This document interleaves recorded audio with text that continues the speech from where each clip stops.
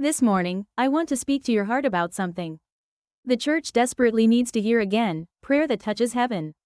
Not the kind of prayer that demands its way or tries to twist God's arm into blessing our ambitions, but the kind of prayer that trembles before a holy God, that bows low in humility and cries out, "Oh God, not for me, but for your name's sake, restore your glory." Friends, we've grown too used to a small God, a convenient God. We've reduced him to someone who helps us when we're in trouble and leaves us alone when we're not. But the God of Abraham, Isaac, and Jacob, the Father of our Lord Jesus Christ, is not a cheap God. He's not a background figure in our busy lives.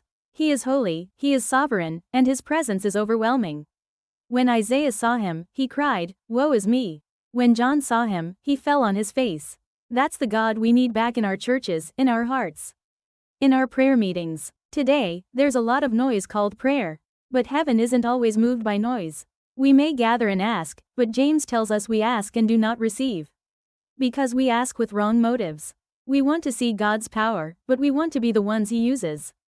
We want revival, but we want our name on the banner. And that poison, self, sneaks into the garden of prayer and kills the very life we seek.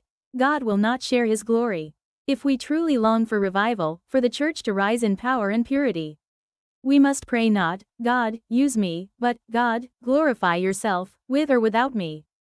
Just do it. My heart aches when I look around and see a generation that's never seen the glory of God fall.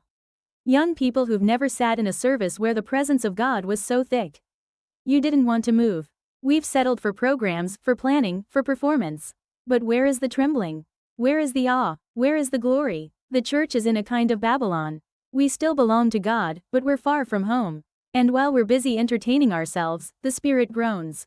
But if we would truly cry out, from our knees and from our brokenness, not for fame, not for success, but for his name, then God would come. I challenge you today to pray differently. Pray boldly, pray selflessly. Pray that God would restore his glory, even if it means he uses someone else to do it.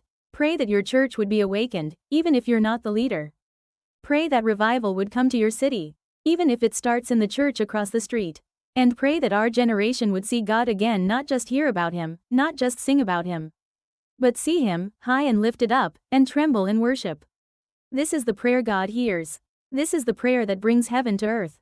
So let us lay aside self, pride, and fear, and cry with one voice, "God, glorify yourself." Do it, Lord, do it. Amen.